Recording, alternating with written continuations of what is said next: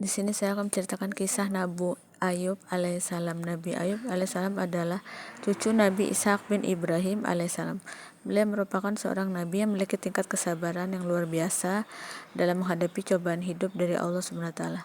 Nabi Ayub adalah orang yang kaya raya, hartanya melimpah ruah dan ternaknya sangat banyak. Ia hidup makmur dan sejahtera. Hidupnya dipenuhi kesenangan, namun beliau tetap tekun untuk beribadah. Beliau juga gemar berbuat kebaikan dan suka berbagi kepada siapapun.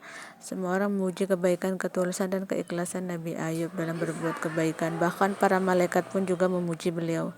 Hal ini membuat iblis merasa iri, dengki, hingga ia tidak suka manusia yang begitu salehnya harus menjadi umat yang sesat, sehingga dia menggoda keimanan Nabi Ayub agar ingkar kepada Allah SWT.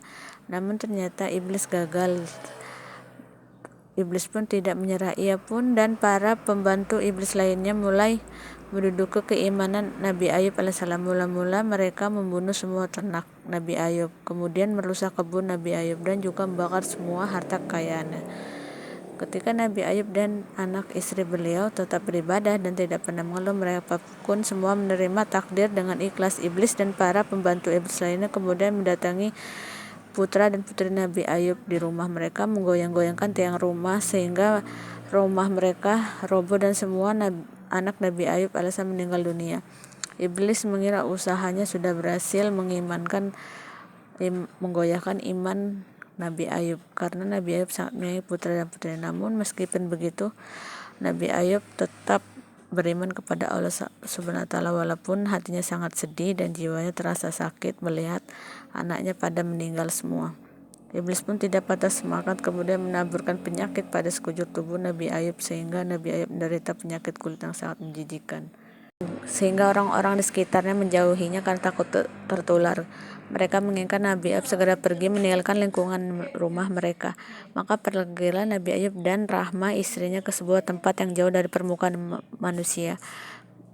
Penyakit Nabi Ayub tidak kunjung-kunjung sembuh. Suatu hari Rahmah istrinya Nabi Ayub hendak beli bahan makanan dan ia pun pergi keluar. Ternyata Nabi Ayub sedang memerintah berkali-kali untuk memanggil istrinya, tapi tidak ada sautan. Nabi Ayub merasa kesal, terbesit dalam benaknya bahwa Rahmah istrinya sengaja pergi meninggalkannya, sehingga Nabi Ayub berpikir akan memukulnya 100 kali jika ia kembali. Namun Nabi Ayub pun berdoa kepada Allah SWT ketika istrinya Rahmah pergi, dan Allah pun mengabulkannya sehingga Nabi Ayub kembali seperti sedia kala.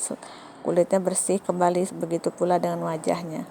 Ketika istrinya Siti Rahmah kembali, ia pun terkejut dan minta maaf kepada Nabi Ayub karena tidak sabar merawat Nabi Ayub yang sedang sakit. Namun Nabi Ayub memaafkannya dan beliau pun bingung karena sudah bersumpah jika istrinya kembali akan memukul istrinya Siti Rahmah 100 kali. Namun segera perintahlah turun surat dari Allah SWT untuk memukul istrinya Nabi Ayub dengan 100 helai rumput, kemudian mengikatnya dengan pelan. Akhirnya Nabi Ayub pun menjalankan sumpahnya dan perintah dari Allah SWT. Ketika Nabi Ayub sembuh, semua warga pun menerima kembali Nabi Ayub alaihissalam, dan karena kesabaran beliau, Allah SWT menganugerahkan kembali hartanya yang berlimpah ruah.